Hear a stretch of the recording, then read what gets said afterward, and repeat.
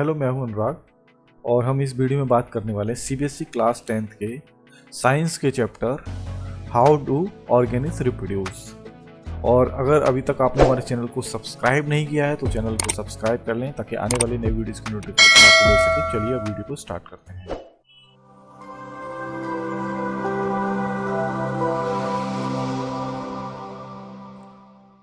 सबसे पहले स्टार्ट करते हैं, रिप्रोडक्शन पढ़ लेते हैं कि रिप्रोडक्शन होता क्या है।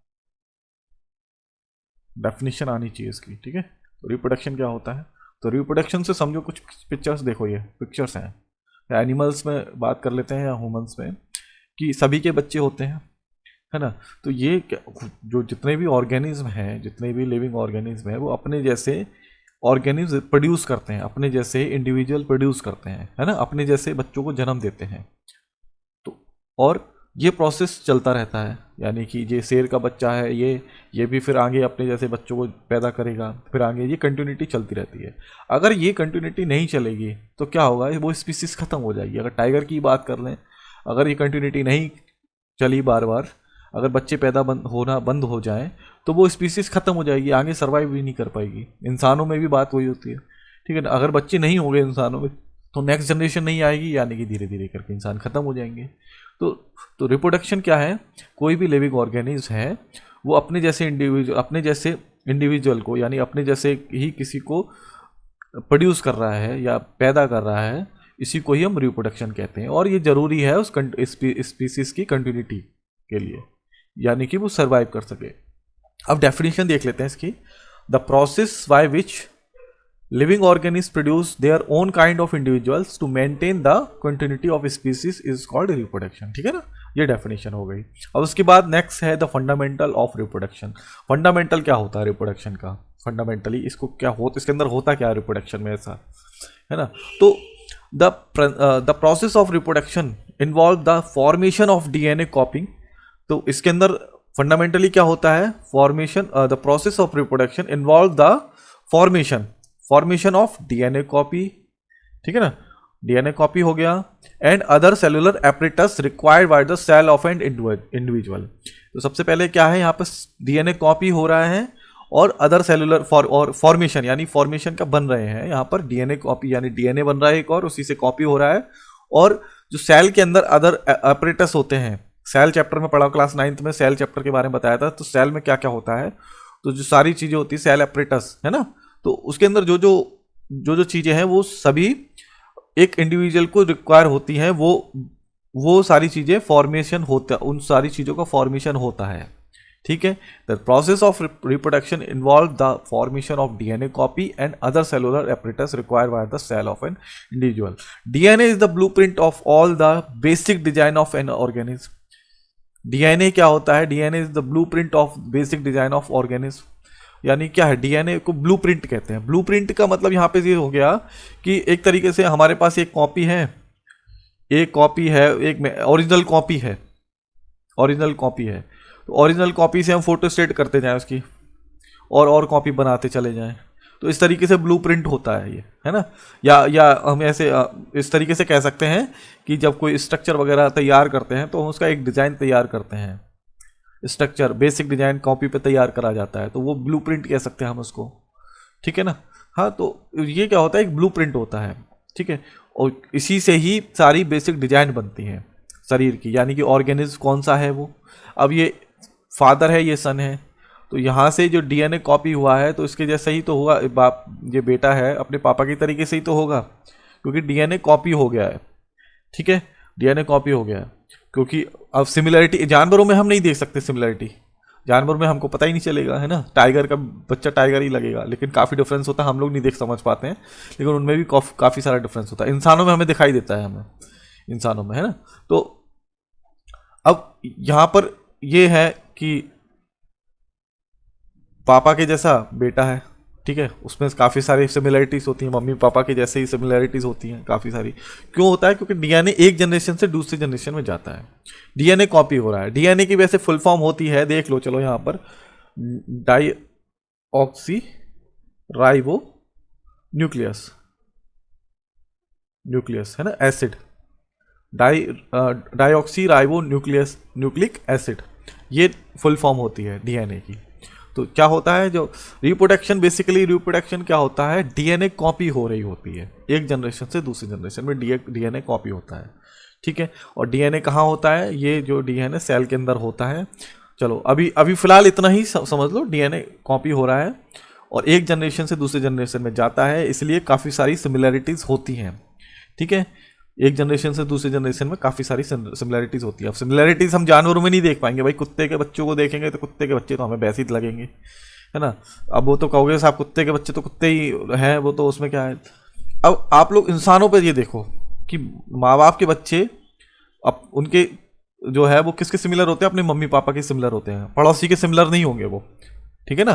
पड़ोसी जैसे और आस पड़ोस के जो लोग होते हैं वो और लोगों से सिमिलर नहीं होते हैं, वो अपने माँ बाप से सिमिलर होते हैं। क्यों होता है, डीएनए की वजह से। तो ये तो हो गई डीएनए की बात, फंडामेंटल ऑफ रिप्रोडक्शन हो गया। अब आता है वेरिएशन, कि वेरिएशन क्या होता है, ठीक है ना। एक से मैं इनका कलर चेंज कर लूँ।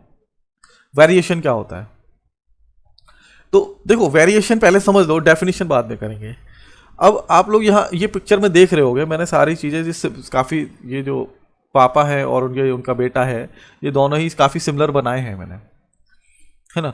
लेकिन फिर भी उसके बाद आप लोगों ने देखा होगा कि थोड़ा सा डिफरेंट रहता है, कुछ ना कुछ डिफरेंट रहेगा, है ना। अब जैसे ये खड़े हैं और ये बच्चा मोबाइल चला रहा है, मोबाइल में एक्सपर्ट हो गए।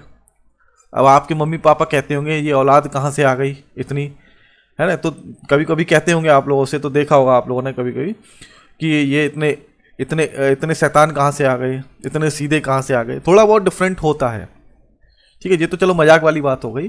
थोड़ा सा वेरिएशन आता है, वेरिएशन का मतलब है थोड़ा सा बदलाव, कह सकते हैं इसको, बदलाव होता है। वो क्यों होता है, कैसे होता है, देखते हैं अभी। DNA copying during cell division always causes some or other type of variation in newly formed cell। तो डीएनए कॉपी हो रहा है एक सेल से दूसरी सेल में, वो कुछ सम और अदर टाइप्स ऑफ वेरिएशन, कुछ अदर टाइप्स के वेरिएशन आते हैं किसमें, न्यूली फॉर्म सेल में। उसकी वजह से डीएनए कॉपी, जब एक सेल से डीएनए कॉपिंग होता है, डीएनए कॉपी हो रहा है, यानी कि जब रिप्रोडक्शन हो रहा है, तो थोड़ा सा वेरिएशन आ जाता है। जो नया सेल बनता है ना, नया सेल बन रहा है, अभी बताएंगे इसके बारे में, सेल किस तरीके से बनता है, क्या बनता है, वो सारी चीज़ें बताएंगे। लास्ट में बता दूंगा मैं सेल किस तरीके से बनता है। आप लोगों के मन में ये क्वेश्चन उठ रहा होगा कि ये नया सेल किस तरीके से बनता है, डीएनए कॉपी कैसे हो रहा है, उसके बारे में हम बाद में लास्ट में अब बताऊंगा, चैप्टर के लास्ट में जब ये टॉपिक आएगा इसके बारे में।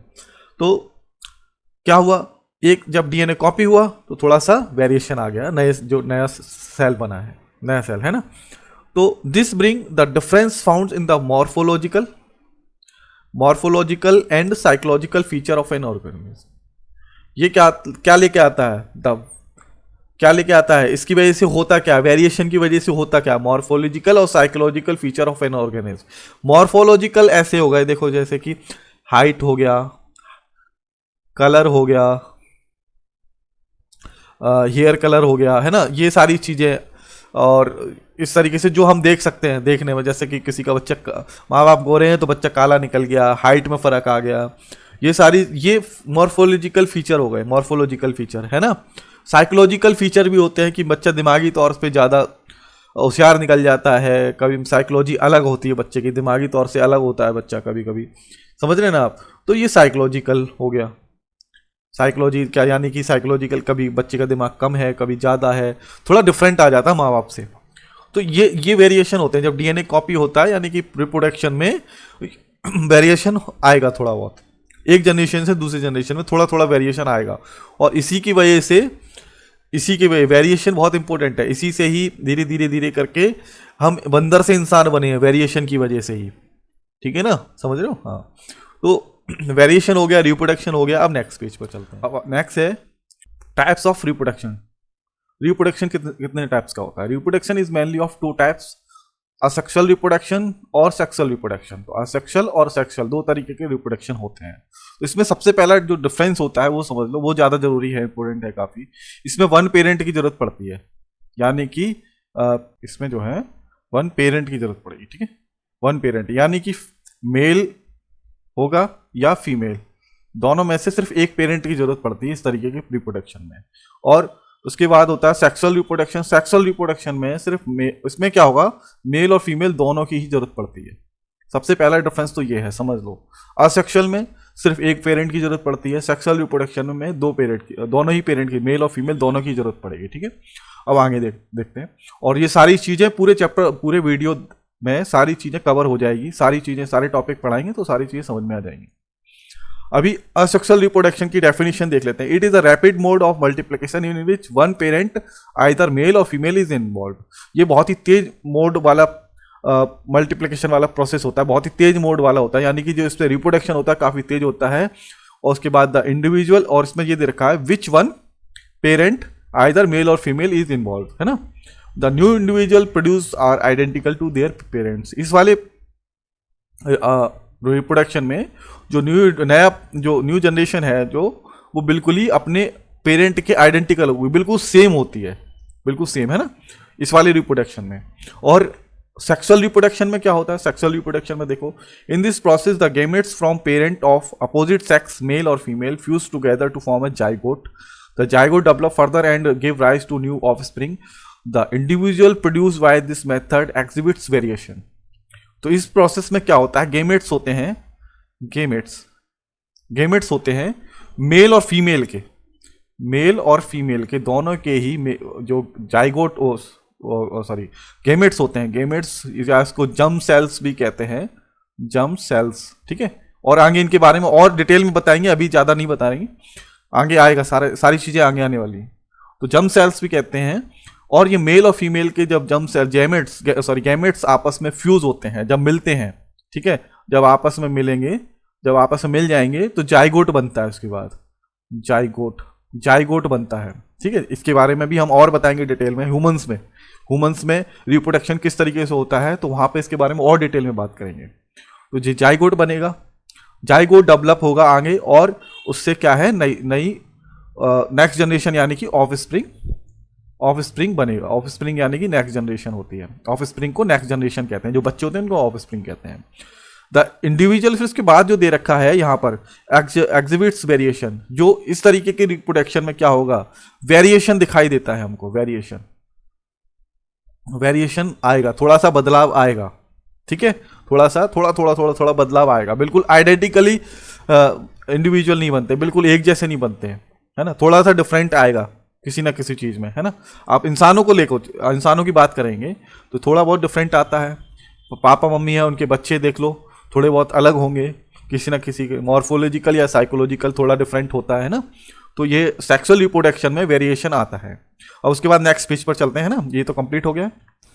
अब जो नेक्स्ट टॉपिक है आपका, जो नेक्स्ट है मोड्स ऑफ असेक्सुअल रिप्रोडक्शन, कौन कौन से मोड से असेक्सुअल रिप्रोडक्शन होता है। ठीक है, उसके बारे में देख लेते हैं। तो सबसे पहले है इसमें asexual reproduction occurs in unicellular organism. Unicellular organism क्या होते हैं, ये 9th क्लास में हमने बताया था, और बता देते हैं। वो ऑर्गेनिज्म जो सिर्फ एक ही तरीके के सेल से मिलकर बने होते हैं, उनमें पूरे शरीर में सिर्फ एक ही तरीके के सेल्स हैं, एक ही तरीके के सेल से मिलकर बने होते हैं, वो हम उनको कहते हैं यूनिसेलुलर ऑर्गेनिज्म, है ना। ठीक है, तो asexual reproduction in unicellular organism by fusion, budding, spore formation, fragmentation, regeneration in plant and vegetative propagation. ये प्लांट में होता है, ये याद रखना है ना, सारी चीजें दी है, कौन सी कहां पर दे, कंफ्यूज मत होना, ये सारे ना अभी कराएंगे। और उसके बाद it occurs in multi cellular organism by budding और रीजनरेशन। जो बडिंग और रीजनरेशन है ये किस में होता है, मल्टी सेलुलर ऑर्गेनिज्म में होता है। ठीक है, तो दीज आर फॉलोज, उसके बाद दे रखे हैं आगे मैंने। तो उसके बाद सबसे इसमें सिर्फ यहां पर अभी फ्यूजन पढ़ लेते हैं। फ्यूजन क्या होता है, the process where a unicellular organism split itself two or more daughter cell. It is of two types, दो टाइप्स का होता है। तो सबसे पहले ये फ्यूजन को समझ लेते हैं, फ्यूजन क्या होता है। तो देखो ये देखो अमीबा है, बाइनरी फ्यूजन इन अमीबा है ना। तो देखो यहाँ पर ये न्यूक्लियस है इसका, तो यहाँ पर न्यूक्लियस डिवाइड होना स्टार्ट हो गया है। देखो यहाँ पर ये दिख रहा होगा, न्यूक्लियस डिवाइड होना स्टार्ट हो गया। जैसे ही डिवाइड हुआ फिर साइटोप्लाज्मिक डिवीजन हो गया, यानी कि, और फिर उसके बाद दो डॉटर सेल बन गए, दो नए अमीबा बन गए, है ना। कहने का मतलब ये है। तो क्या होता है, पहले न्यूक्लियस डिवाइड होता है। न्यूक्लियस क्या होता है, न्यूक्लियस 9th क्लास में पढ़ा होगा आप लोगों ने, सेल के अंदर न्यूक्लियस होता है, एक हर सेल के अंदर एक न्यूक्लियस होता है। ठीक है, तो सबसे पहले न्यूक्लियस डिवाइड होगा, उसके बाद फिर पूरा सेल डिवाइड हो जाएगा। इस तरीके से क्या होता है, ये बाइनरी फ्यूजन होता है, ठीक है।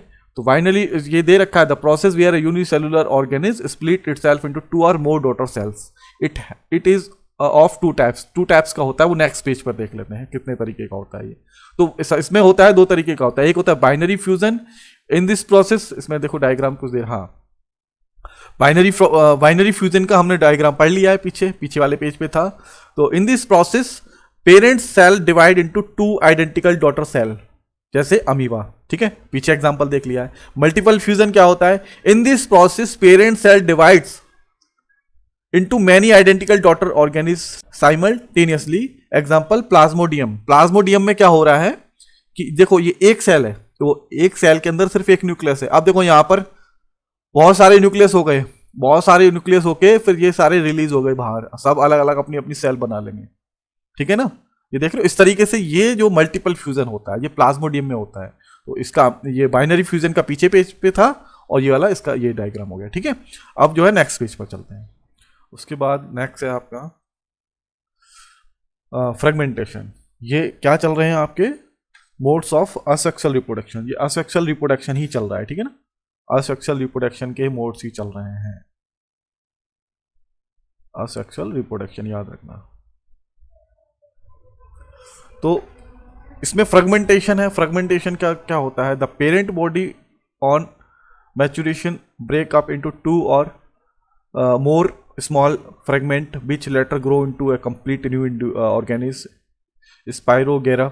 यानी कि इसमें क्या होता है, पेरेंट अपने आप टूट जाता है, पेरेंट की बॉडी 2 या 2 से ज़्यादा पार्ट्स में फ्रेगमेंट टूट जाती है, फ्रेगमेंट हो जाती है। तो और फिर उसके बाद जितने भी पार्ट टूटे हुए हैं वो सारे part which later grow into complete new organism, ठीक है, ये होता है। उसके ये देखो आप लोग, ये जैसे कि ये इस तरीके से है, ये पेरेंट है, ये प्लेनेरिया है, ये प्लेनेरिया 3 पार्ट में टूट गया। तो टूटने के बाद क्या होगा, ये सारे पार्ट्स अलग अलग नए इंडिविजुअल बन जाएंगे, यानी कि नए जो है ऑर्गेनिज्म बन जाएंगे, ठीक है।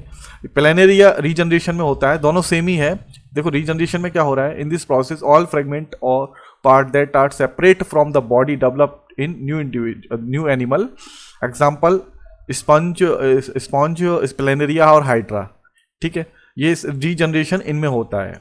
अब दोनों में ही क्या हो रहा है कि पेरेंट की बॉडी टूट रही है और टूटने के बाद सारे अलग अलग पार्ट न्यू इंडिविजुअल बन जाते हैं, दोनों में ही हो रहा है ना। दोनों की डेफिनेशन ही सेम है, लेकिन डिफरेंट क्या है, मैंने शुरुआत में बताया था। ये क्या जो मोड्स ऑफ असेक्सुअल रिप्रोडक्शन की जब डेफिनेशन बताई थी, तो वहां पे बताया था it's occurs in multicellular organism by budding and regeneration.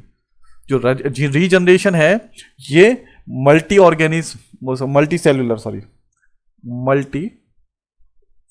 Cellular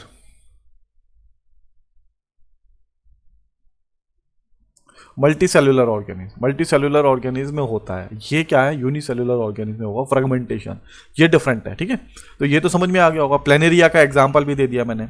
उसके बाद है बडिंग। बडिंग क्या होता है, a daughter organism is formed from a small projection known as bud, it develop. देखो पहले एक काम करते हैं, ये डायग्राम देखो आप लोग, ये हाइड्रा है, हाइड्रा से यहाँ से एक प्रोजेक्शन टाइप का निकला, बर्ड निकला। उसके बाद ये धीरे धीरे करके पूरा अलग से हाइड्रा सा बन गया, और उसके बाद ये यहाँ से ये वाला पार्ट है ना, यहाँ से अलग होके नया हाइड्रा बन जाएगा। ये है बट, इसको कहते हैं बडिंग कहते हैं। एक अलग से निकला उसमें से और उससे अलग हो गया।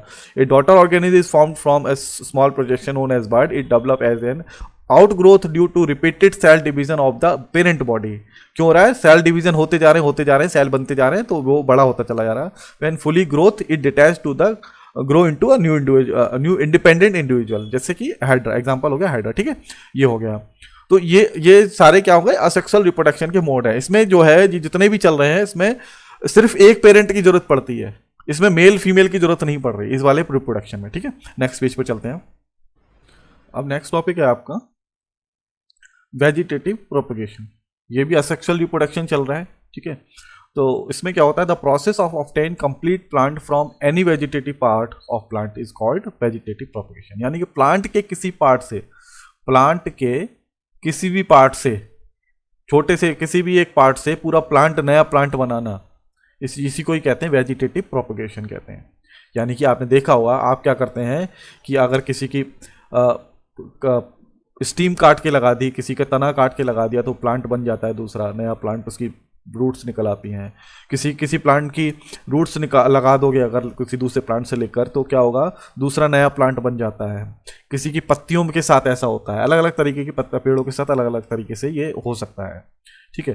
फ्लावर वाले प्लांट की बात नहीं कर रहे हैं, फ्लावर वाला अलग होता है, ठीक है ना। कुछ प्लांट्स ऐसे होते हैं जिसकी डंडी तोड़ के, लकड़ी तोड़ के लगा दोगे तो वो भी लग जाता है, तो वो वेजिटेटिव प्रोपगेशन होता है, ठीक है। ये दो तरीके का होता है वेजिटेटिव प्रोपगेशन, एक नेचुरल होता है, नेचुरल, और एक आर्टिफिशियल। एक आर्टिफिशियल होता है, एक नेचुरल हो गया, एक आर्टिफिशियल हो गया। अब देखो सबसे पहले हम नेचुरल देख लेते हैं, ठीक है। नेचुरल क्या है? Natural vegetative propagation, the vegetative propagation that occurs automatically in plant is called natural vegetative propagation. It can be achieved by the root, stem, leaves etcetera. Bryophyllum नाम के एक प्लांट में होता है, इसका देखो डायग्राम देखते हैं, ये डायग्राम आपकी बुक में भी होगा। ये पत्तियां हैं, ये पत्ती है, एक पत्ती से यहां से देखो ये नए प्लांट निकलने स्टार्ट हो गए, ये पूरे नए प्लांट बन जाते हैं ये यहां से। ये क्या हो गया, एक नेचुरली हो रहा है, ये तो पत्ती में हो गया। चलो नहीं देखा होगा आप लोगों ने, बहुत से लोगों ने ये चीज़ नहीं देखी होगी अपनी आंखों से, ये चीज़ देखी होगी। कुछ प्लांट ऐसे होते हैं उनकी जड़ों से नए प्लांट निकलने लगते हैं, दूसरे प्लांट बन जाते हैं और आप उसको निकाल के दूसरी जगह लगा देते हैं। जैसा कि एलोवेरा तो सबने देख रखा है, एलोवेरा सबने लगाया हुआ है उसको, तो वो उसके नीचे से दूसरे प्लांट बनने लगते हैं, तो वो नेचुरली दूसरा पौधा बन जाता है ना, तो उसको नेचुरल वेजिटेटिव प्रोपगेशन कह सकते हैं। और देखो ये सब जड़ों से भी होता है, स्टीम से भी होता है, लीफ से भी होता है। एग्जाम्पल एक मैंने बता दिया है, ठीक है। अब नेक्स्ट पेज पर चलते हैं। अब उसके बाद है आर्टिफिशियल वेजिटेटिव प्रोपगेशन। नेचुरल तो हो गया, लास्ट पेज पे पढ़ लिया हमने। आर्टिफिशियल वेजिटेटिव प्रोपगेशन देख लेते हैं। The artificially made vegetative propagales in plants by humans is called artificially vegetative reproduction, sorry. Example cutting, layering और grafting। देखो आर्टिफिशियली समझ में आ गया, जो ह्यूमंस के द्वारा जो प्रोपगेशन होता है, जो हम जो है जिस तरीके से पेड़ों को एक पेड़ से दूसरा पेड़ बनाते हैं हमारे द्वारा, तो उसको हम कहते हैं आर्टिफिशियली वेजिटेटिव प्रोपगेशन, ठीक है। तो ये इसमें क्या क्या चीज़ें हैं, चलो एग्जांपल से एक एक करके समझते हैं किस तरीके से होता है। तो ग्राफ्टिंग होता है। ग्राफ्टिंग इसमें क्या है, small part of stem from one plant without root is attach to the part with root stock of another plant. तो क्या हो गया, ये ग्राफ्टिंग क्या हो गया? ग्राफ्टिंग जो है एक स्मॉल पार्ट लेते हैं ऑफ स्टीम, ठीक है, विदाउट रूट का लेते हैं और उसको किसी दूसरे रूट वाले पार्ट में अटैच कर दिया जाता है, तो हम उसको ग्राफ्टिंग कहते हैं। देखो ग्राफ्टिंग समझो जरा, जैसे मान के चलिए ये जो कोई पेड़ है, ठीक है, रफली बता देता हूं मैं, है ना, और ये उसका कोई तने हैं, ये निकले हुए हैं, ठीक है। तो इसमें क्या करेंगे, ऐसे कर लो, रुको, ये तो हम जो है यहाँ पर हल्का सा काट के, इसमें हल्का सा कट लगा के, और इसमें जो है दूसरे पेड़ का स्टीम लगा देंगे, इसमें इसी के स्टीम में, दूसरे वाले में, इसमें जो है दूसरे पेड़ का स्टीम लगा देते हैं और उसको है ना बांध देते हैं किसी चीज़ से, ताकि उसमें हवा ना लगे। उसके बाद क्या होता है, यहाँ से है ना नया पेड़ बढ़ना स्टार्ट हो जाता है, नया प्लांट बनना स्टार्ट हो जाता है। अच्छा, ग्राफ्टिंग ये कहाँ होता है? आप लोगों ने इंग्लिश गुलाब देखे होंगे, दो तरीके के गुलाब होते हैं, रोज, है ना। एक तो होता है जिसमें स्मेल आती, खुशबू आती है, जिसको देसी गुलाब कहा जाता है, और एक होता है इंग्लिश गुलाब, अलग अलग कलर में आता है, पिंक, येलो, रेड, और सर्दियों में लगते हैं वो, लेकिन वो बाजार से आते हैं, हम लोग नहीं लगा पाते हैं उनको। आप कितनी भी कोशिश कर लो, नहीं आ पाता। तो वो ग्राफ्टिंग के जरिए बनाए जाते हैं। क्या होता है, एक चीज इसमें, इसको थोड़ा समझ लो, अगर गुलाब के पेड़ लगाने हैं आप लोगों को तो ये नॉलेज होनी चाहिए। ये ग्राफ्टिंग, जैसे ये देख रहे हो आप लोग, मैंने क्या कहा, तो दो तरीके के गुलाब होते हैं। एक होता है थोड़ा सा एक चीज नोटिस करी होगी, जिसने गुलाब का पेड़ लगाया है ना, तो वो लगा तो लेते हैं और फिर बढ़ने देते हैं, खूब बढ़ जाता है, काफी अच्छा हो जाता है। उसके बाद एक प्रॉब्लम होती है आप लोगों के साथ, उसमें फूल आना बंद हो जाता है। ये प्रॉब्लम फेस करी होगी आप लोगों ने, फूल ही नहीं आएगा, खूब बड़ा, बहुत बड़ा हो जाएगा, फूल नहीं आता है। तो वो वहां पर क्या करते हैं, क्यों ऐसा क्यों होता है, ऐसा क्यों होता है? देखो, ग्राफ्टिंग, जो गुलाब का पेड़ तैयार किया जाता है, तो वो उसको एक वैसे गुलाब का पेड़ लेते हैं जिसमें फूल नहीं आता है। देखो मैं बता देता हूँ, वैरायटी बता देता हूँ, ये समझ लो।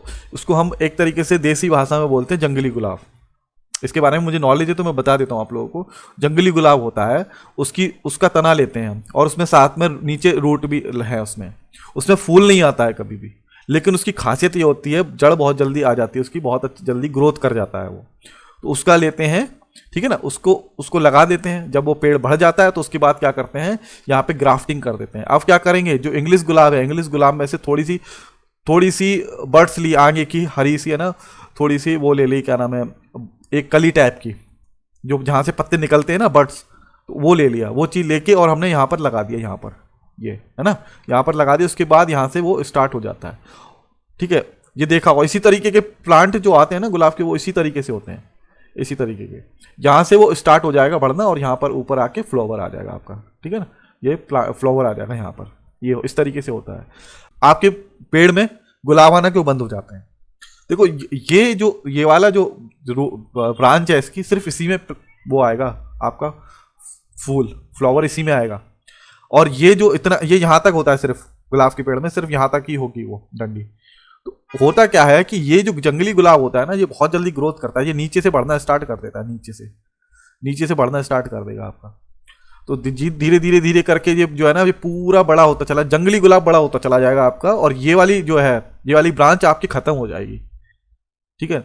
ये वाली ब्रांच खत्म हो जाएगी तो आपका जो है पेड़ में कभी फूल ही नहीं आएगा। तो इसका एक जो है सॉल्यूशन है इसका, आप लोगों को अलग से पता चलेगा। देखो लगाना, आप लोग अगर लगाते हो तो अच्छी बात है, लगाओगे तो लगा के देख सकते हो इसको, और लगाए भी होंगे काफ़ी लोगों ने। तो इसका एक ही वो है कि इस वाली जो ये वाली ब्रांच है ना, ये वाली ब्रांच, इसके जो पत्तियां निकलेंगी हरे कलर की, वो रेड कलर की होती है शुरुआत में, और जंगली गुलाब की जो पत्तियां निकलेंगी, जो ब्रांचेस होंगी, वो सॉरी जो लीव्स होंगी, वो अलग कलर की, छोटी और ग्रीन कलर की होगी, दोनों में डिफरेंट होगा। इसमें जंगली गुलाब की पत्तियों में, और इसमें जो हमारा जो जिसमें फ्लावर आता है, दोनों की पत्तियों में फ़र्क होगा। तो आप लोग क्या करें कि ये जो यहाँ पर जो पत्तियाँ निकलती है ना, ये यहाँ से ये टहनियाँ निकलना स्टार्ट हो जाती है एक से, यहाँ से उनको है ना, जैसी निकलती हैं तोड़ दो उनको, सिर्फ ये वाली ब्रांच बढ़ने दो। इसका सिर्फ एक ही सॉल्यूशन है, ठीक है ना।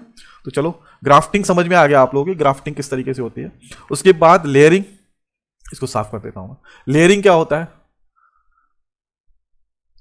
The development of roots of an stem while the stem is still attached to the parent plant is called layering। अब लेयरिंग समझ लो, ये भी होता है लेयरिंग, लेकिन करते नहीं है हम लोग ना, मैंने भी नहीं देखी, लेकिन कर ही जाती है। जैसे मान के चलो कोई प्लांट है और ये जो मैं सिर्फ ब्रांच बना रहा हूँ, आप पत्तियां वगैरह बना लेना, ये पत्तियां वगैरह है ना, उसको जैसे कि अरे दोबारा से बनाते हैं, चलो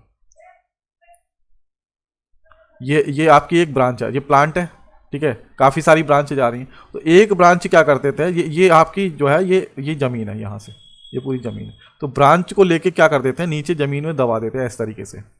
इतनी ये ब्रांच ली और यहाँ पे इस ज़मीन के नीचे थोड़ी सी दबा दी इसको, तो इससे क्या होगा, ये यहाँ पर कुछ दिन बाद है ना रूट निकल आएंगी, है ना, रूट निकल आई, और यहाँ से फिर निकाल के इसको नया प्लांट बना लेते हैं। ये समझ में आया। लेयरिंग क्या हो गया कि मतलब the development of roots on a stem while the stem is still attached to the parent plant is called layering। ये जो है लेयरिंग कहाँ करी जाती है, कुछ प्लांट्स होते हैं जो और किसी मेथड से नहीं बनाए जाते, वो लेयरिंग से आते हैं। अब देखो जब ये रूट्स बन गए यहाँ पर, तो इसको प्लांट को निकाल के अलग लगा लिया जाता है ना। तो इसमें देखो, इसमें क्या है, मेल फीमेल की जरूरत ही नहीं पड़ रही, असेक्सुअल रिप्रोडक्शन है इसमें। अभी पढ़ लो, और सेक्सुअल रिप्रोडक्शन भी हम पढ़ेंगे जिसमें फ्लावर का यूज होता है, ठीक है, वो आगे आएगा। तो अभी तक जो है आप असेक्सुअल रिप्रोडक्शन पढ़ते आ रहे हैं, वो इसमें जो है क्या हो रहा है, किसी चीज़ की जरूरत नहीं पड़ रही, रिप्रोडक्शन अपने आप हो रहा है, मेल फीमेल की जरूरत ही नहीं पड़ रही इसमें। अब लेयरिंग हो गया, लेयरिंग समझ में आ गया। उसके बाद टिश्यू कल्चर क्या है टिश्यू कल्चर क्या है, देखो, it is a technique use for growing new plants using tissues living tissues like flower birds, stem, growing tips, leaves in vitro in an artificial culture medium. ये कुल मिला के ये है लिविंग टिश्यू कल्चर। क्या है, लिविंग टिश्यू से ये नए प्लांट बनाए जाते हैं, ये लैब में बनाए जाते हैं, ठीक है, टेक्निक है, ये लैब में यूज़ करी जाती है, आर्टिफिशियल कल्चर मीडियम में बनाए जाते हैं। तो टिश्यू कल्चर क्या हो गया, लिविंग टिश्यू लेते हैं और उसको लैब में उसी से ही दूसरे प्लांट बना दिया जाता है लिविंग टिश्यू से, ठीक है, तो उसको टिश्यू कल्चर कहते हैं। अब इसका यूज़ क्या है, using this technique large number of plant can be develop from a single parent. इसमें क्या होता है कि इस टेक्निक से बहुत सारे प्लांट्स बनाए जाते हैं, सिंगल पेरेंट से बहुत सारे प्लांट बनाए जा सकते हैं। ठीक है, चलिए अब नेक्स्ट पेज पर चलते हैं। अब जो नेक्स्ट टॉपिक है आपका ये है नेक्स्ट स्पोर फॉर्मेशन। ये लास्ट रह गया असेक्सुअल रिप्रोडक्शन का। तो इसको इसको ऐसे समझते हैं, ये देखो ये एक प्लांट है, इस तरीके के प्लांट देखे होंगे, ये यहाँ पर एक बॉल टाइप की बन जाती है और ये बॉल बाद में फट जाती है, यानी कि फट जाती है और उसके बाद स्पोर्स ये छोटे छोटे बीज टाइप के फैल जाते हैं चारों तरफ और इनसे क्या होता है नए प्लांट्स बन जाते हैं। ये इस तरीके के प्लांट्स आप लोगों ने देखे होंगे, फूल से बनते हैं, गोल गोल फूल से होते हैं और वो उड़ के एक जगह से दूसरी जगह पहुंच जाते हैं, वाइट वाइट कलर के। ठीक है ना, तो ये कैसे होता है इसको देख लेते हैं। It is a type of asexual reproduction where bulb like structure called sporangia are involved. This cells or spores have the ability to germinate under favorable condition forming new plants. Rhizopus, example rhizopus। अब देखो ये होता क्या है, तो कब होता है ये, इसमें जो है असेक्सुअल रिप्रोडक्शन है और इसमें बल्ब लाइक स्ट्रक्चर होते हैं, ये दे रखा ब्लॉब लाइक स्ट्रक्चर, इनको स्प्रोंगिया कहते हैं, है ना। और ये जो है इनमें जो है this cell or spore have the ability to germinate, यानी जर्मिनेट हो जाते हैं फेवरेबल कंडीशन में जर्मिनेट हो जाते हैं, यानी कि ये एबिलिटी होती है इनमें न्यू प्लांट बनाने की, यानी जर्मिनेट होगा उसके बाद ये बीज बन जाएंगे और उनसे न्यू प्लांट बन जाते हैं। ठीक है, तो ये और जब ये छोटे छोटे बीज है ना उड़ के एक जगह से दूसरी जगह चले जाते हैं ये छोटे छोटे, तो उनसे फिर वहां पर जाकर न्यू प्लांट बन जाता है। तो ये भी एक असेक्सुअल रिप्रोडक्शन हो गया। ठीक है, असेक्सुअल रिप्रोडक्शन होता है, इसमें भी मेल फीमेल की जरूरत नहीं पड़ेगी। चलो अब नेक्स्ट पेज पर चलते हैं। अब है आपका topic modes of sexual reproduction. अभी तक आप लोग पढ़ रहे थे असेक्सुअल रिप्रोडक्शन, अब है सेक्सुअल रिप्रोडक्शन।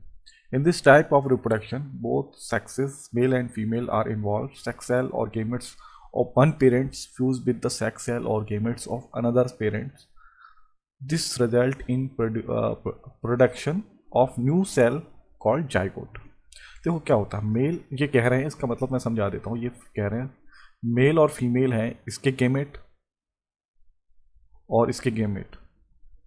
ठीक है, गेमेट्स होते हैं, दोनों के अलग अलग गेमेट्स होंगे। जब ये आपस में मिलेंगे, फ्यूज़ हो जाता है, जब इनका फ्यूज़ हो जाएंगे आपस में मिलके, तो एक ये नए तरीके का सेल बनाते हैं जिसको हम जाइगोट कहते हैं, यानी कि यहाँ से बेबी बनना स्टार्ट हो जाता है, नई तरीके का सेल बन जाता है। फिर उसके बाद सेल और डेवलप सेल बढ़ते चले जाते हैं, यहाँ से बेबी बनना स्टार्ट होता है। ठीक है, तो इस तरीके के मोड को सेक्सुअल रिप्रोडक्शन कहते हैं। इसमें मेल और फीमेल दोनों की जरूरत पड़ती है। ठीक है, मेल और फीमेल दोनों की जरूरत पड़ रही है।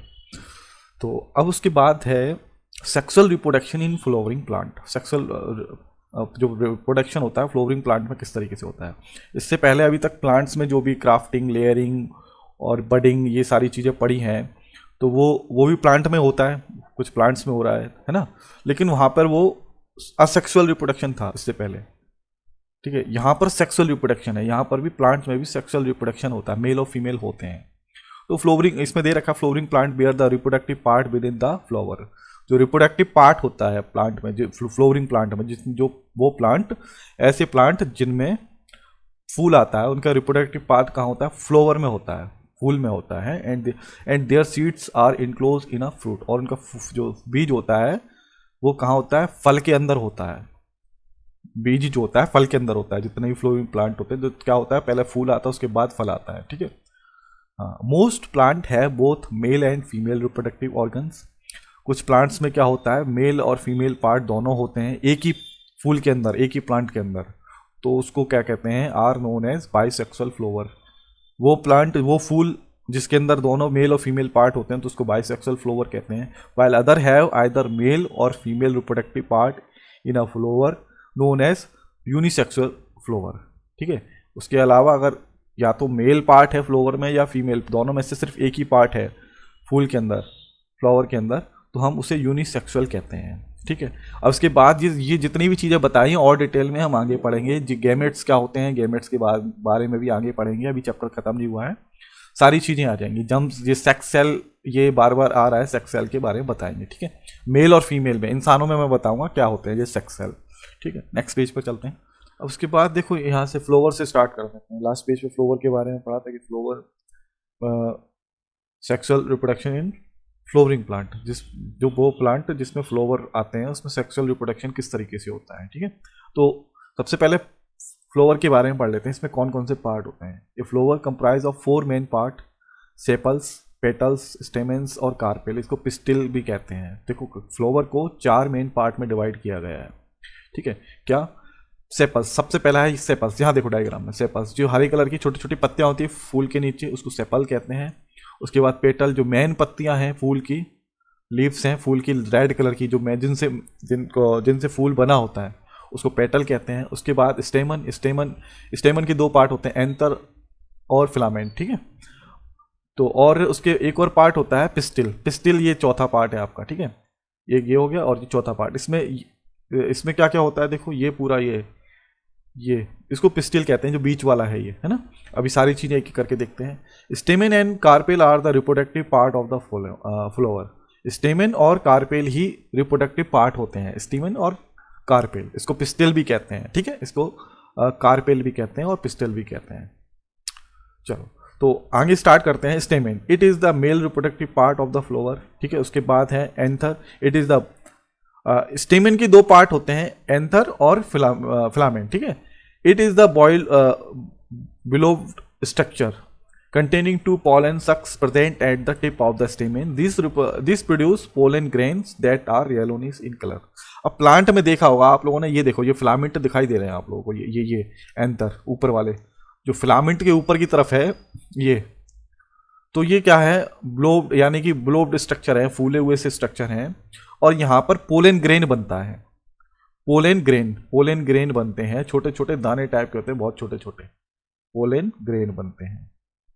ये मेल रिप्रोडक्टिव पार्ट होते हैं, ठीक है। पोलन ग्रेन बनते हैं, बहुत छोटे छोटे दाने टाइप के होते हैं, येलो कलर के, बहुत छोटे छोटे होते हैं, दैट आर येलोनिश इन कलर, ठीक है। उसके बाद ये तो समझ में आ गया इन फिलामेंट्स के ऊपर वाला, ये एंथर पर क्या होता है। उसके बाद कार्पेल और फिलामेंट तो समझते हो, ये फिलामेंट क्या है, ये है ना, फिलामेंट को बताने की जरूरत नहीं है, ये डंडी सी है, इसके ऊपर ये एंथर है, एंथर के नीचे वाला पार्ट फिलामेंट है, ठीक है।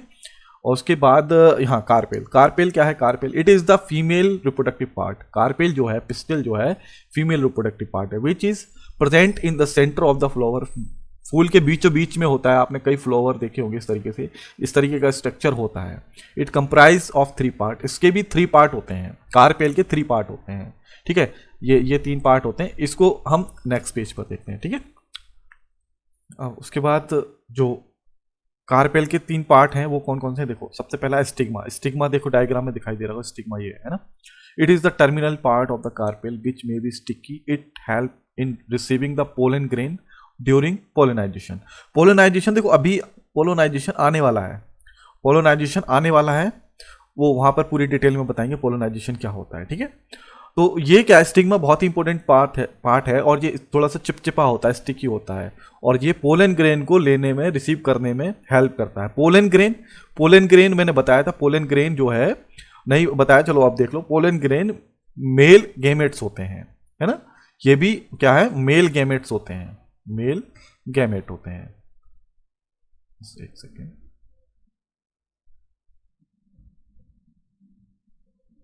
मेल गैमेट होते हैं या सेक्स सेल कहते हैं इनको, सेक्स सेल, ठीक है। मेल रिप्रोडक्टिव पार्ट कह सकते हैं इसको, ठीक है, मेल गैमेट हो गए। और पोलिनाइजेशन अभी आता है, तो क्या है, स्टिग्मा बहुत इंपॉर्टेंट पार्ट होता है, ये ऊपर से स्टिकी होता है और पोलन ग्रेन को रिसीव करता है, ये यहीं से ही पोलन ग्रेन इसमें आता है। उसके बाद है नेक्स्ट स्टाइल क्या, it is the middle elongated part of the carpel, it help in the attachment of stigma to the ovary. ये मिडिल वाला पार्ट देखो, ये वाला पार्ट ये दिखाई दे रहा हो फ्लावर में आप लोगों को, ये स्टिग्मा से ओवेरी तक नीचे जा रहा है, यहाँ तक ये जो मिडिल वाला जो पाइप जैसा स्ट्रक्चर है इसको स्टाइल कहते हैं। ये क्या होता है, स्टिग्मा को अटैच करता है ओवेरी से, ठीक है। उसके बाद ovary, it is the swollen bottom part of the carpel, it contain ovules having an egg cell, female gametes, egg cell को फीमेल कहते हैं। तो देखो यहाँ पर ओवेरी दिखाई दे रही होगी, तो ये थोड़ा सा swollen यानी कि फूला हुआ सा पार्ट होता है, और इसमें ओव्यूल होते हैं जिसमें एग सेल होते हैं। एग सेल याद रखना, एग सेल होते हैं जो, वो एग सेल फीमेल गैमेट होते हैं। एग सेल ये क्या हो गए, फीमेल गैमेट हो गए। और फीमेल, सॉरी मैंने गलत लिख दिया, टी बना दिया ये, फीमेल, फीमेल हो गए। और पोलन ग्रेन, पोलन ग्रेन क्या हो गए, ये मेल गैमेट्स हो गए, गैमेट्स, ठीक है, दोनों ही गैमेट्स हैं, गैमेट, ठीक है। तो ये हो गया फ्लावर का, ठीक है। उसके बाद नेक्स्ट पेज पर पॉलिनाइजेशन देखते हैं। अब नेक्स्ट टॉपिक है पॉलिनेशन। पॉलिनेशन क्या होता है? The transfer of pollen grain from the anther of the stamen to the stigma of flower is termed as pollination. The pollen grain can be transfer by the various agent like find water, insect and animals. देखो flower की जो flower का जो diagram था उसमें मैंने बताया था लास्ट पेज पर, तो क्या था, pollen grain, pollen grain, pollen grain अगर स्टिग्मा तक पहुंच जाता है, स्टिग्मा तक पहुंच जाता है पोलन ग्रेन, तो उसको पॉलिनेशन कहते हैं बस। अब ये होता किस तरीके से? ये या तो जानवर की वजह से हो सकता है, जानवर के जरिए जा सकता है, किसी कीड़े के, इंसेक्ट के जरिए जा सकता है, हवा के जरिए जा सकता है, या वाइंड के जरिए जा सकता है, ठीक है। तो पॉलिनेशन समझ में आया होगा। पोलन ग्रेन अगर स्टिग्मा तक पहुंच जाए तो उसको पॉलिनेशन कहते हैं। अब ये अपने आप तो चल के जाएगा नहीं, कुछ ना कुछ मीडियम चाहिए, या तो हवा से उड़ के जाए, है ना, या वाटर से, इंसेक्ट से, या एनिमल से जाए, किसी ना किसी से जाना चाहिए, तो इसी को ही कहते हैं, है ना। तो ये तो हो गया pollination. The transfer of pollen grain from the anther of the stigma, anther of the stamen, sorry stamen, to the stigma of a flower is termed as pollination, है ना, ये हो गया। और उसके बाद देखो पॉलिनेशन दो टाइप्स के होते हैं। कौन कौन से पॉलिनेशन? एक तो होता है सेल्फ पॉलिनेशन और एक क्रॉस पॉलिनेशन। तो मैं बता देता हूं, पहले इसको सिंपल तरीके से समझ लो आप। सेल्फ का मतलब क्या हो गया? जब पोलन ग्रेन एक ही फूल में पोलन ग्रेन उसी फूल के उसी फूल के स्टिग्मा से पर चला जाए, पोलन ग्रेन उसी फूल के स्टिग्मा पर चला जाए तो उसको सेल्फ पॉलिनेशन कह सकते हैं। या फिर एक तरीका ऐसे भी कह सकते हैं, यानी कि पोलन ग्रेन अपने ही प्लांट के किसी दूसरे फूल के स्टिग्मा में चला जाए तो हम क्या कहेंगे? उसको सेल्फ पॉलिनेशन कहेंगे, ठीक है। क्रॉस पॉलिनेशन क्या होगा? क्रॉस पॉलिनेशन क्या होगा? जब पोलन ग्रेन किसी दूसरे प्लांट के फूल के स्टिग्मा पर चला जाए, अपने जैसे स्पीसीज पर, मतलब एक जैसे फ्लावर हो लेकिन प्लांट अलग होना चाहिए, तो उसको हम कहेंगे क्रॉस पॉलिनेशन। समझ में आया, है ना? तो दोबारा से देख लो एक और बार। The pollen from the stamen of a flower is transferred to the stigma of the same flower or another flower of same plant is called self pollination. Cross pollination, the pollen from the stamen of a flower is transferred to the stigma of another flower of different plant of the same species. ठीक है ना? अगर दूसरे किसी अपने ही species जैसे plant के flower पर चला जाता है किसी दूसरे प्लांट पर, तो उसको क्रॉस पॉलिनेशन कहेंगे। और सेल्फ पॉलिनेशन जब पोलन ग्रेन अपने ही उसी फूल पे चला जाए या उसी अपने ही प्लांट के किसी दूसरे फूल के स्टिग्मा पर चला जाए, अपने ही प्लांट पर रहे, कहने का मतलब ये, तो उसको सेल्फ पॉलिनेशन कहते हैं, ठीक है। तो पॉलिनेशन ये होता है, और ये दो टाइप्स का होता है। समझ में आया पॉलिनेशन? ठीक है, चलो आप नेक्स्ट पेज पर चलते हैं। उसके बाद नेक्स्ट टॉपिक है आपका फर्टिलाइजेशन। फर्टिलाइजेशन, तो फर्टिलाइजेशन में देखो ये डायग्राम है। सबसे पहले इस डायग्राम को समझ लो, क्या है ये डायग्राम। ये ओवेरी है और ये पोलन ट्यूब है, इसको ये जो बीच वाला पार्ट था इसको क्या कहते हैं? स्टाइल, है ना। और ऊपर पोलन ग्रेन है, यहाँ पर पोलन ग्रेन आ गया, स्टिग्मा है, ये इसको स्टिग्मा कह रहे हैं, ठीक है। ये डायग्राम वैसा ही है, लेकिन इसमें यहाँ पर सिर्फ फीमेल रिप्रोडक्टिव पार्ट को दिखा गया है ना।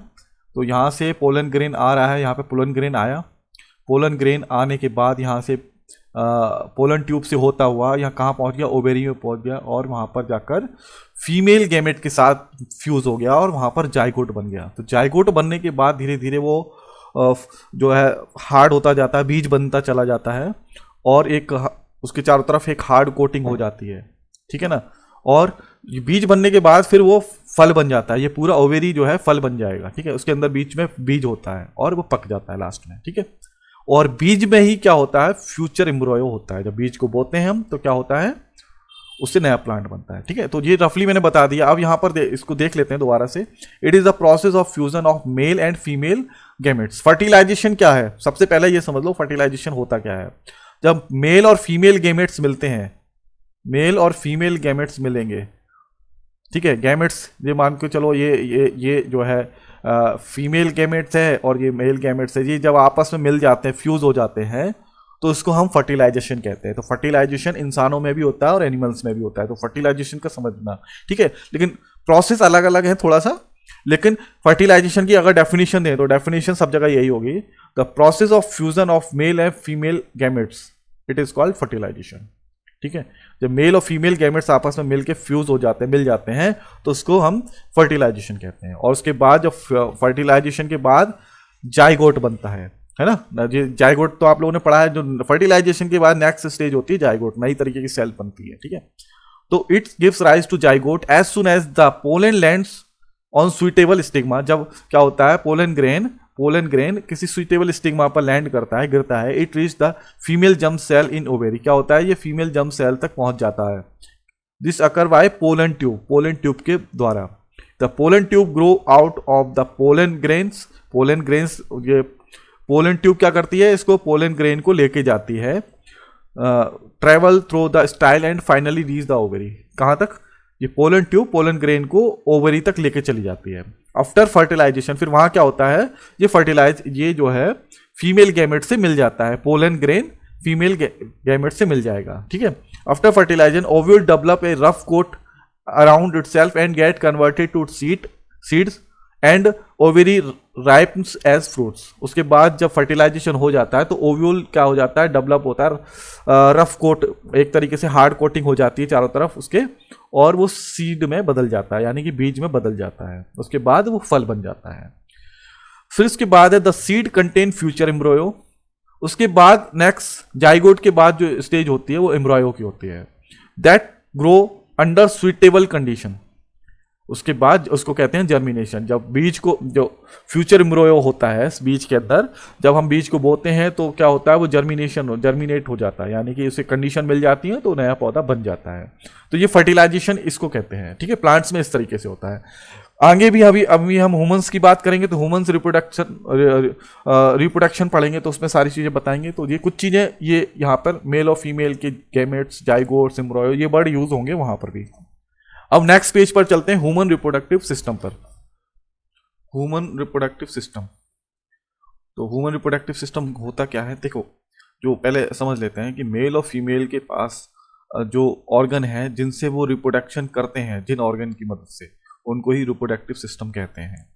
The system of organ required by male और फीमेल, वो सिस्टम, ऑर्गन का सिस्टम जो जिनकी जरूरत पड़ती है मेल और फीमेल को, for the process of sexual reproduction के लिए जिन ऑर्गन्स की जरूरत पड़ती है उसको रिप्रोडक्टिव सिस्टम कहते हैं। अब आगे देखते हैं। देखो ये जो मेल रिप्रोडक्टिव सिस्टम है, तो यहाँ पर जो टॉपिक हम पढ़ेंगे मेल रिप्रोडक्टिव सिस्टम के बारे में, उसके बाद फीमेल रिप्रोडक्टिव सिस्टम, ठीक है। तो मेल के बारे में पढ़ लेते हैं। तो it include part which produce the germ cell and those which deliver this cell at the site of fertilisation. इसमें इंक्लूड होता है वो पार्ट रिप्रोडक्टिव सिस्टम में, मेल रिप्रोडक्टिव सिस्टम में वो पार्ट होते हैं जो जर्म सेल को प्रोड्यूस करते हैं, जर्म सेल्स है ना, जर्म सेल्स को जो प्रोड्यूस करते हैं और उसको वहाँ पर डिलीवर करते हैं, वो भी पार्ट भी होता है जो फर्टिलाइजेशन साइट पर डिलीवर करते हैं, ठीक है। वो पार्ट जो फर्टिलाइजेशन, जहाँ पर फर्टिलाइजेशन होता है वहाँ पर डिलीवर करते हैं, वो पार्ट भी होता है इसमें। तो इसको जो है काफ़ी बड़ा, देखो इसमें जो सारी चीज़ें बताई हैं मैंने, जैसे टेस्टिड्स है, स्क्रोटम है, सारी चीज़ों के बारे में मैंने बताया नोट्सों में। यहाँ पर मैं शॉर्ट्स में थोड़ा थोड़ा बता देता हूँ। तो सबसे पहले पार्ट्स, इनके जो है जितने पार्ट हैं उनके बारे में थोड़ा थोड़ा बता देता हूँ। तो जैसे हो गया आपका टेस्टिस क्या होते हैं, टेस्टिस ये दिखाई दे रहे हैं आपको, ये इस तरह डायग्राम में यहाँ पर ये टेस्टिस होते हैं, ठीक है। इनके अंदर जो 2 टेस्टिस होते हैं और ये पेयर्ड होते हैं, यानी कि एक पेयर्ड में होते हैं, 2 होते हैं, और ओवल शेप होते हैं। ओवल शेप यानी कि अंडे जैसे शेप के होते हैं, ओवल शेप्ड, और पेयर्ड और ओवल शेप्स होते हैं। और इधर जो है इसमें ही जो है प्रोड्यूस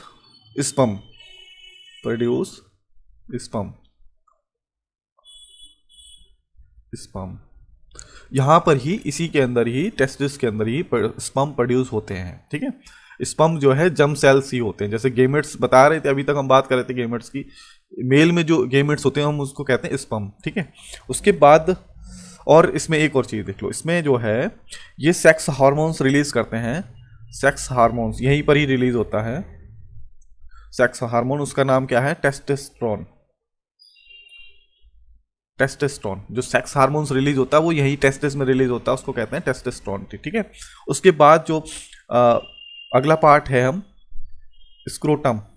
स्क्रोटम को देख लेते हैं। स्क्रोटम क्या है? ये टेस्टिस के बाहर की तरफ जो पाउच जैसा होता है, ठीक है, जो इस तरीके से मान के चलो, स्क्रोटम के अंदर ही टेस्टिस होते हैं। तो ये क्या करता है? स्मॉल पाउच जैसा होता है, small pouch, small pouch that contain testis. जो स्मॉल पाउच है इसी के अंदर टेस्टिस होता है, टेस्टिस होते हैं। और ये शायद मैंने स्पेलिंग गलत लिख दी, यहाँ पर टेस्टिस होगा, टेस्टिस। ठीक है, इसको स्पेलिंग को सही कर लें। तो स्क्रोटम और स्क्रोटम के ये स्मॉल पाउच टाइप का हो गया। अच्छा, और ये जो है, ये जो स्क्रोटम होता है ये शरीर के बाहर की तरफ होता है, शरीर के बाहर की तरफ होता है, जिस बॉडी के अंदर नहीं होता। क्यों? क्योंकि यहाँ पर स्पर्म प्रोड्यूस होते हैं और इनको जो है नॉर्मल बॉडी टेम्परेचर से कम चाहिए होता है। जो हमारा बॉडी टेम्परेचर है उससे कम टेम्परेचर चाहिए होता है, तो है ना, लो टेम्परेचर चाहिए होते हैं। किसको? स्पर्म को लो टेम्परेचर चाहिए होता है, इसलिए ये शरीर से बाहर होता है। ठीक है, लो टेम्परेचर, शॉर्ट में लिख देता हूँ टेम्परेचर। ठीक है, तो इसलिए इसका क्या काम है? जो स्पर्म है उनको टेम्परेचर मेंटेन रखना, इसलिए ये शरीर से बाहर होते हैं। अच्छा, अब उसके बाद है वास डिफरेंस। वास डिफरेंस है ना। वास डिफरेंस क्या होता है? वास डिफरेंस ये देखो, ये टेस्टिस से एक ट्यूब जैसी दिखाई दे रही है आप लोगों को, ये टेस्टिस से ये ट्यूब जैसी दिखाई दे रही है, और ये धीरे धीरे कहाँ तक ऐसे घूम फिर के ये कहाँ तक जा रही है? ये पूरी जा रही है बाहर तक, है ना, यूरथेरा तक जा रही है ना। तो ये क्या होता है? ये tube like structure which contain testis to the urethra deferens in order to allow the passage of semen. Tube like structure है, इसमें लिख देते हैं tube like structure. Tube like structure है, और ये जो है जो स्पर्म प्रोड्यूस हुए हैं, स्पर्म को यूरथेरा तक पहुंचाता है। यूरथेरा ये जो है, ये यहाँ पे ये जो नली दिखाई दे रही है ना बीचों बीच, इसको यूरथेरा कहते हैं। ठीक है, यहाँ तक पहुंचाने का काम करता है वास डिफरेंस। और उसके बाद देखो यूरथेरा क्या करता है? Common passage for both sperm and urine. Sperm common passage होता है स्पर्म और यूरिन का, यहां से यूरिन भी पास होता है शरीर से और स्पर्म भी पास होते हैं। इट नेवर कैरी बोथ, यानी कि एक साथ दोनों नहीं निकल सकते, या एक टाइम पे एक ही चीज निकलेगी यहां से, या तो यूरिन आएगा या स्पर्म बाहर निकल सकते हैं। ठीक है, इसकी यूथेरा का यही काम है। ठीक है, यूरिन और स्पर्म को शरीर से इस तरह से बाहर निकालना, लेकिन दोनों एक साथ नहीं निकलते कभी भी। ठीक है, उसके बाद जो नेक्स्ट पार्ट है आपका वो है प्रोस्टेट ग्लैंड्स, या फिर इसको कह सकते हैं एक और नाम है, ये अलग है ये से, एंड सेमिनल वेसिकल। ये देखो, इसको देख लेते हैं, ये क्या है? अब ये पोस्टेट ग्लैंड्स और सेमिनल वेसिकल्स, ये देखो यहाँ पर है, ये तो पोस्टेट ग्लैंड्स हो गया और सेमिनल वेसिकल्स। अब ये बीच बीच में ये पाउच जैसे हैं ना, ये क्या करते हैं? Secrete seminal fluid and nutrients. Seminal fluids release करते हैं, एंड न्यूट्रिएंट्स रिलीज करते हैं। सेमिनली फ्लूइड रिलीज करते हैं और न्यूट्रिएंट्स रिलीज करते हैं। अब क्यों करते हैं? क्योंकि देखो यहाँ से स्पर्म रिलीज हो रहे हैं टेस्टिस से है ना। टेस्टिस से जब स्पर्म रिलीज होते हैं तो उसके साथ ये सेमिनली फ्लूइड मिक्स हो जाते हैं और न्यूट्रिएंट्स मिक्स हो जाते हैं। क्यों? ये जरूरी होते हैं, जैसे ही ये स्पर्म शरीर से बाहर निकलता है तो ये न्यूट्रिएंट्स साथ में होने चाहिए। ये क्या करते हैं? स्पर्म को जिंदा रखते हैं कुछ समय के लिए। अगर खाली स्पर्म ही रिलीज होंगे तो वो ज़्यादा देर तक सर्वाइव नहीं कर पाएंगे, इसलिए ये न्यूट्रिएंट्स भी साथ में निकलते हैं। तो इसमें है देखो, fluid and nutrients combined with sperm to form semen. जो ये सारे फ्लूइड और न्यूट्रिएंट्स निकल रहे हैं, फ्लूइड और न्यूट्रिएंट्स निकलते हैं तो सारे कंबाइन होके और स्पर्म तीनों चीजें कंबाइन होकर जो बनता है वो सीमन बनता है, सीमन बन जाता है वो, ठीक है। Seminal milky viscous fluid contain fructose protein and other vesicle chemical for nutrients and stimulating sperm, बताया मैंने। तो ये जो है क्या करते हैं, सेमिनल फ्लूइड और न्यूट्रिएंट्स और स्पर्म मिलके सीमन बनाते हैं, और ये चीजें है ना उसको उसमें मतलब मरने नहीं देते, कुछ मिला के जो उसको न्यूट्रिशन देते हैं और स्टिमुलेटिंग रखते हैं, यानी कि उसमें जो है जान रखते हैं बनाकर। उसके बाद जो नेक्स्ट टॉपिक है आपका वो है पेनिस। ये पेनिस इसको कहते हैं, ये आगे वाले पार्ट को एक्सटर्नल मेल जेनेटिक ऑर्गन है। ये एक्सटर्नल मेल ऑर्गन होता है, ये इसी के जरिए स्पर्म ट्रांसफर होते हैं फीमेल पार्ट में, ठीक है। उसके बाद स्पर्म है, स्पर्म को देख लो, ये तो पेनिस हो गया आपका। और स्पर्म्स देख लो, स्पर्म्स क्या है, स्पर्म्स क्या ये होते हैं आपके टीनी एंड मोटाइल बॉडीज, इसको टीनी और मोटाइल बॉडीज हैं, और ये इस तरीके से कहने का मतलब ये इस तरीके से होते हैं, ये छोटे छोटे, बहुत ही माइक्रोस्कोप से देखोगे तो ये छोटे छोटे, ऊपर की तरफ ये गोल सा होता है और पीछे की तरफ पूछती होती है, ये पूछ ये जो इस वाले पार्ट को हिला हिला के आगे बढ़ते हैं, ठीक है।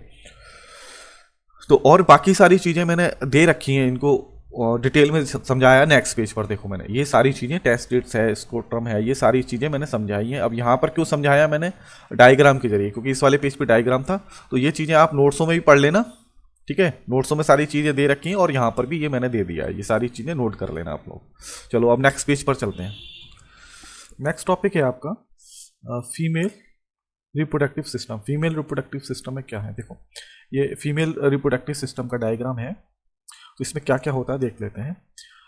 It includes internal and external sex organ that function in reproduction of new offspring, यानी कि इसमें क्या क्या होता है, इंटरनल और एक्सटर्नल सेक्स ऑर्गन होते हैं जो न्यू ऑफस्प्रिंग को प्रोड्यूस करने में काम आते हैं। In humans female reproductive system is immature at birth and develop to maturity at puberty to be able to produce gamete and to carry fetus। यानी कि क्या होता है, ह्यूमंस में क्या होता है कि फीमेल में जब शुरुआत में बच्चे जब फीमेल जब छोटी होती है तो उसमें जो है ये सिस्टम इमेच्योर होता है, यानी कि वो सिस्टम डेवलप नहीं होता है। जैसे ही वो मेच्योर हो जाते हैं बच्चे, पॉवर्टी में आ जाते हैं, यानी कि जब उम्र हो जाती है उनकी, तो वो क्या करते हैं, फिर प्रोड्यूस करते हैं गेमेट्स, फिर फीमेल प्रोड्यूस करने लगती है गेमेट्स, और वो फ्यूटस को कैरी करने की क्षमता आ जाती है उनके अंदर। तो फीमेल रिप्रोडक्टिव सिस्टम इस तरीके से होता है, ठीक है। अब इसके पार्ट्स क्या क्या हैं उनके बारे में नेक्स्ट पेज पर देखते हैं। Parts and detail of the female reproductive system, ठीक है। तो सबसे पहले ओवेरी। ओवेरी बहुत इंपॉर्टेंट पार्ट होता है, ये ओवेरी है, देखो यहाँ पर, तो इसको ओवेरी कहते हैं, है ना। ये दो है ना, ये यहाँ पर ये इस तरीके से ये दो, इसको ओवेरी कहते हैं, है ना। तो इसके बारे में पढ़ लेते हैं। Paired Oval shape organ located in the abdominal cavity near the kidney. Oval shape है, पेयर्ड होती है, यानी कि दो होते हैं और ये किडनी के पास होते हैं, ठीक है। प्रोड्यूस 1000 ऑफ ओवा और एक्सेल। ये ओवा कहते हैं या एक्सेल कहते हैं इसको, ये प्रोड्यूस करते हैं, ठीक है। एक्सेल ये गैमेट होते हैं, गैमेट, ठीक है, गैमेट होते हैं ये। अच्छा, उसके बाद secrete female sex hormones like estrogen और पेस्टोट्रोन, है ना। ये दो हार्मोन्स रिलीज होते हैं ओवेरी में ही, ठीक है, ओवेरी के थ्रू ही रिलीज होते हैं। यहाँ पर अब मेल में क्या होता है, टेस्टिस के थ्रू टेस्टोस्टेरोन हार्मोन्स रिलीज होता है, यहाँ पर दो हार्मोन्स रिलीज होते हैं, सेक्स हार्मोन्स कहते हैं इनको। अब उसके बाद सेकंड है ओविडक्ट। ओविडक्ट इसको फिलिपियन ट्यूब कहते हैं, फिलिपियन ट्यूब, ठीक है। तो फिलिपियन ट्यूब का क्या है, it has a funnel shape. Oviduct, अच्छा डायग्राम में मैं दिखा देता हूँ कि डायग्राम में क्या होता है। ये देखो, ये इस तरीके से स्ट्रक्चर दिखाई दे रहा होगा, ओवेरी के ऊपर फनल शेप में होते हैं, ये ओवेरी के ऊपर जस्ट, और फनल शेप में इसकी ये ट्यूब सी होती है, काफ़ी लंबी ट्यूब होती है, ये ट्यूब काफ़ी बड़ी होती है। डायग्राम में ये छोटी दिखाई दे रही होगी, यहाँ से यहाँ तक ये ट्यूब डायग्राम में छोटी है, लेकिन ये काफ़ी बड़ी ट्यूब होती है, ठीक है। और ये पूरी कहाँ तक जाती है, यूट्रस तक जाती है, ठीक है, यूट्रस, इसको यूट्रस कहते हैं। अभी सारी चीज़ें आएंगी, और ये दोनों तरफ होती है, दोनों ओवेरी के पास होती हैं। तो it has a funnel shape opening near the ovary, carry ova और excel from the ovary to the uterus. It is a side of the fertilization. यहाँ पर क्या होता है, फिलिपियन ट्यूब में ही फर्टिलाइजेशन होता है, ठीक है, फर्टिलाइजेशन फिलिपियन ट्यूब में ही होता है, याद रखना। अभी और बताते हैं।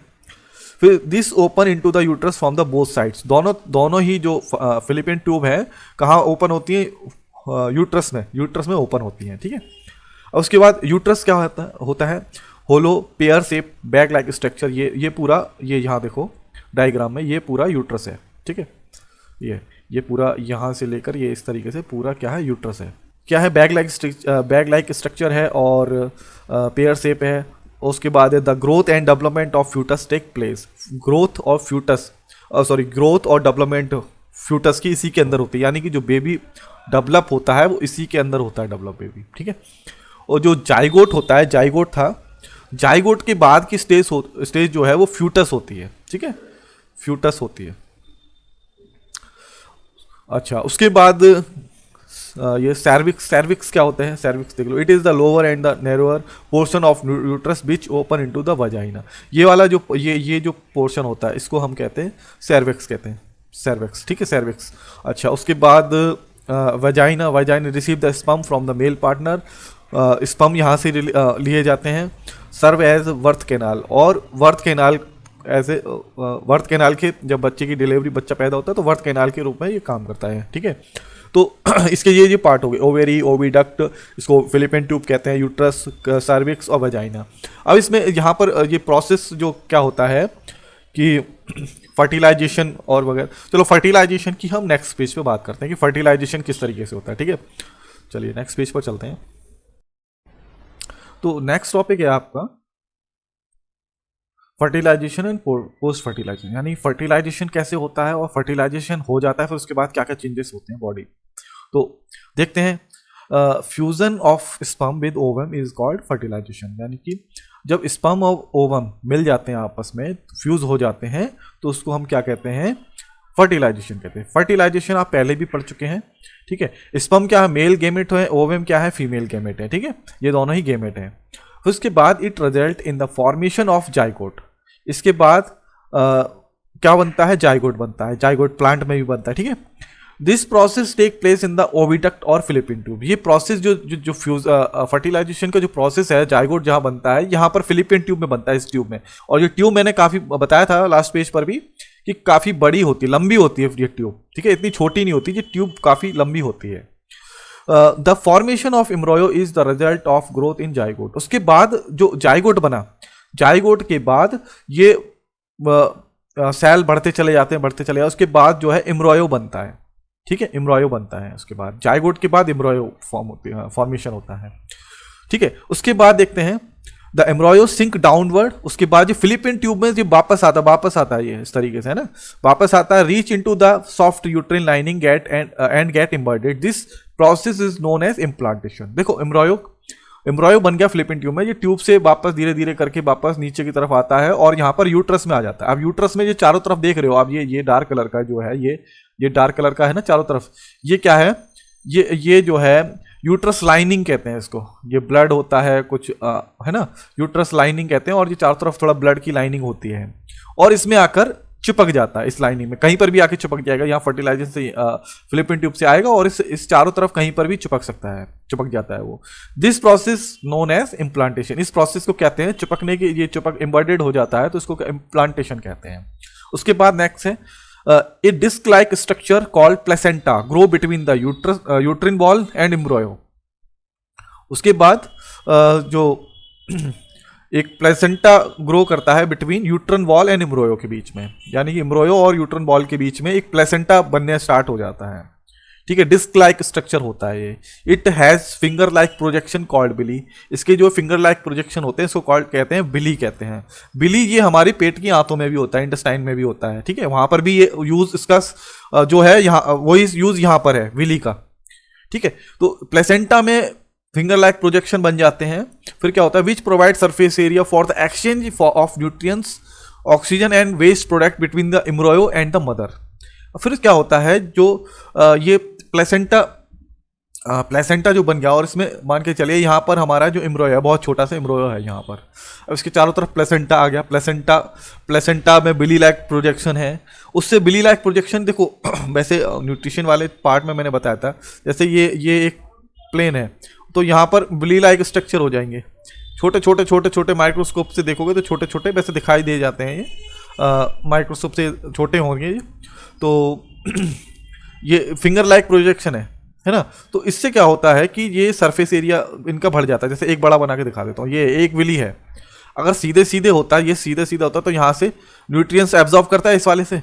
अगर ये इस तरीके से हो गया, ये इस तरीके से हो गया, तो ये चारों तरफ से एब्जॉर्ब करेगा, सरफेस एरिया बढ़ जाएगा, चारों तरफ से न्यूट्रिएंट्स एब्जॉर्ब करेगा, सरफेस एरिया बढ़ गया। तो ऐसे बहुत सारे प्रोजेक्शन होते हैं किसमें, प्लेसेंटा में, है ना।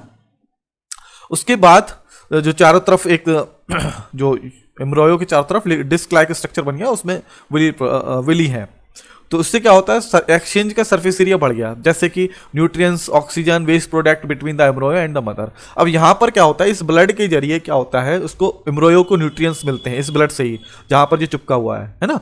न्यूट्रिएंट्स मिलते हैं, ऑक्सीजन भी लेता है ये एम्ब्रॉयो, और वेस्ट प्रोडक्ट जो मेटाबॉलिक वेस्ट हैं, जो मेटाबॉलिक वेस्ट जो हमारे शरीर से निकलते हैं वो इसमें से भी, क्योंकि सेल्स हैं यहाँ पर, सेल्स डेवलप हो रहे हैं, तो सेल से जो मेटाबॉलिक वेस्ट निकलेगा वो भी इसी ब्लड के थ्रू मदर में चला जाता है। यानी कि इस ब्लड के थ्रू इसको न्यूट्रिशंस मिल रहे हैं और ऑक्सीजन मिल रही है और वेस्ट प्रोडक्ट ये वापस दे रहा है, ठीक है। तो इस तरीके से इसकी ग्रोथ होती है। अब उसके बाद है नेक्स्ट चाइल्ड बर्थ। अब उसके बाद चाइल्ड बर्थ यानी कि बच्चा जो है पैदा होगा, तब क्या होता है, child birth after a gestation period of approximately 9 month. 9 month के बाद गेस्टेशन पीरियड कहते हैं इसको, occur by strong rhythmic construction of uterine muscles, यानी कि रिदमिक कंट्रक्शन, यानी कि जो यूट्रिन की मांसपेशियां हैं सुकड़ती फैलती हैं, इस वजह से क्या होता है, बच्चे का जन्म होता है, ठीक है। अब नेक्स्ट पेज पर चलते हैं। ये हो गया फर्टिलाइजेशन और पोस्ट फर्टिलाइजेशन, ठीक है, ठीक है।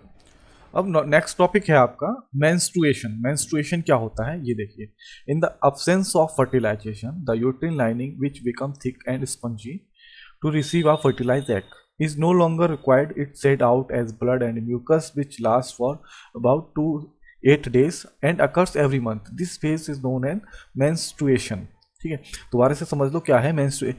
जब फर्टिलाइजेशन नहीं होता है तो क्या होता है, जो यूट्रिन लाइनिंग है हर महीने बनती है, ये यूट्रिन लाइनिंग थिक, मोटी और थोड़ी स्पंजी हो जाती है, किसको रिसीव फर्टिलाइज एग, यानी कि फर्टिलाइज एग इसके पास आए तो उसको न्यूट्रिशन देने के लिए हर महीने तैयार होती है ये, ठीक है। लाइनिंग यूट्रिन लाइनिंग ठीक है, इज नो लॉन्गर रिक्वायर्ड। ये फिर इसकी जरूरत नहीं पड़ती, जब फर्टिलाइजेशन जब एग नहीं आता है तो इसको जो है जरूरत नहीं पड़ती है। फिर it shed out as blood and mucus, फिर ये बाहर निकल जाता ब्लड और म्यूकस के जरिए, which last for about 2 to 8 days and occurs every month.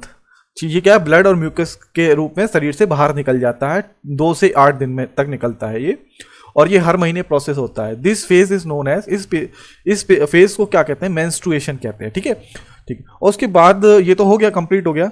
उसके बाद कुछ और चीज़ें हैं जो मैंने वीडियो में, आप नोट्सों को डाउनलोड कर लें, नोट्स डाउनलोड कर लें मेरी वेबसाइट www.futureclasseshin.com पर जाकर, और वहाँ पर ये कोई ज़्यादा टिपिकल नहीं है, कुछ चीज़ें नहीं बता रहा क्योंकि वीडियो बहुत लंबा हो जाएगा। बेसिक चीज़ें आप लोग पढ़ लोगे तो समझ में आ जाएंगी, और जो बताने वाली चीज़ें जो टिपिकल चीज़ें होती हैं वो मैंने बता दी हैं, ठीक है। अब फाइनली वीडियो कंप्लीट हो गया है। अगर आपको वीडियो अच्छा लगे तो प्लीज़ लाइक, शेयर और सब्सक्राइब करिएगा, और अगर आप कुछ पूछना चाहते हैं, अगर कोई चीज़ समझ में नहीं आई हो तो कमेंट करके पूछ सकते हैं आप। और आपको क्लास 9 और 10 के साइंस के नोट्स फ्री में डाउनलोड करते हैं, कोई भी चार्ज नहीं है, तो आप मेरी वेबसाइट www.futureclasseshin.com पर जाकर कर सकते हैं, लिंक डिस्क्रिप्शन में है। Thank you for watching.